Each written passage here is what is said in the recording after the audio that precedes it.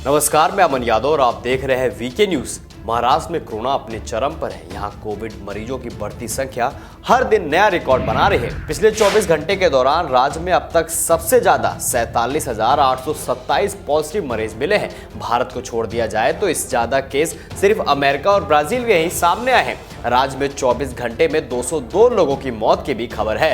अब तक राज्य में कोरोना से कुल 55,367 लोगों की मौत हो चुकी है।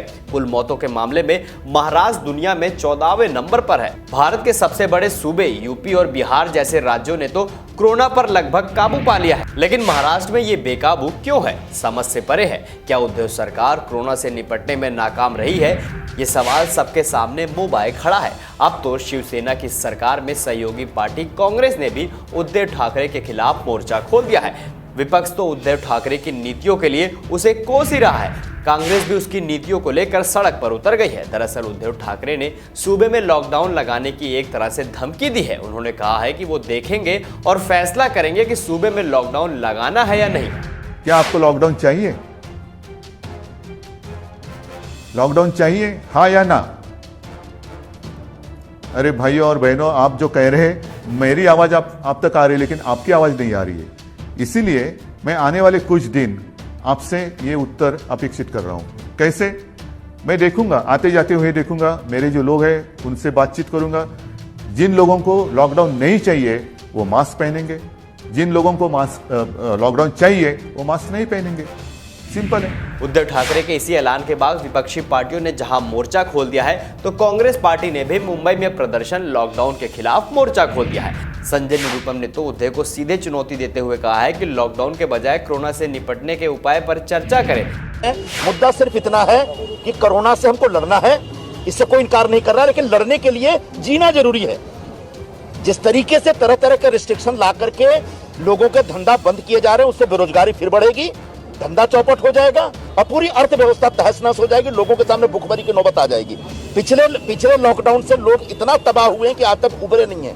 अब कोरोना की दूसरी लहर के नाम पे जो तमाशा हो रहा है वो बंद होना चाहिए। लॉकडाउन की कोई आवश्यकता नहीं है।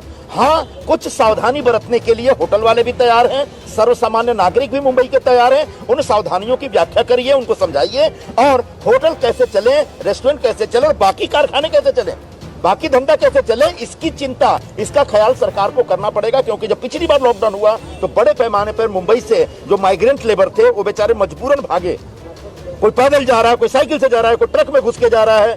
तो ऐसे में फिर से अगर ये स्थिति पैदा हुई तो बड़े पैमाने पर लोगों को बेरोजगार होकर गांव जाना पड़ सकता है। ये स्थिति मुंबई के लिए अच्छा नहीं है, मुंबई की व्यवस्था के लिए, अर्थव्यवस्था के लिए अच्छा नहीं होगा। कांग्रेस सरकार में शामिल है, फिर भी कांग्रेस सरकार की कांग्रेस की तरफ से मैं ऐसी मांग करता हूं कि सरकार हमारी बात सुने, लोगों की बात सुने, सामान्य जो बिजनेस वाले लोग हैं, इंडस्ट्री वाले लोग हैं, उनका दुख तकलीफ सुने और जितना जल्दी हो कोरोना ये लॉकडाउन की धमकी देने के बजाय एक सावधानी बरतने के लिए नए प्रोटोकॉल तैयार करके सबको साथ में जीने का मौका दें। नाइट कर्फ्यू के टाइमिंग के बारे में भी बोला गया है।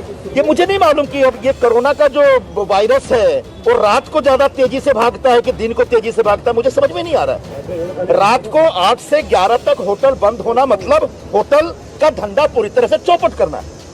अब बियर बार और जो पब वब है वो सब जो करना करिए आप, लेकिन सामान्य होटल और रेस्टोरेंट हैं जो लोगों के, उन रेस्टोरेंट में भी 8 से लेकर 11-12 के बीच ही उनका धंधा चलता है, वो उनकी रोजी रोटी होती है, उसको भी आप नाइट कर्फ्यू के नाम पे बंद कर रहे हैं। ये सरासर अन्याय है। सवाल तो जायज है, जब चुनावी राज्यों में कोरोना लोगों का कुछ नहीं बिगाड़ पा रहा है, रैलियों में हजारों लोगों की भीड़ जुट रही है, रोड शो हो रहे हैं, तो लॉकडाउन करके गरीबों की रोजी रोटी और धंधों पर प्रहार क्यों किया जा रहा है? क्या सरकारों कोरोना के नाम पर गरीबों का शोषण कर रही है? ये सरकार की जिम्मेदारी है कि वे लोगों को बीमारी और संक्रमण से बचाए, ना कि उसके नाम पर उनका शोषण करे। वैसे आपकी क्या राय? क्या महाराष्ट्र में लॉकडाउन लगना चाहिए या नहीं? हमें कमेंट सेक्शन में कमेंट करके जरूर बताइए। ऐसे तमाम बड़ी खबरों को देखने के लिए देखते रहे वीके न्यूज।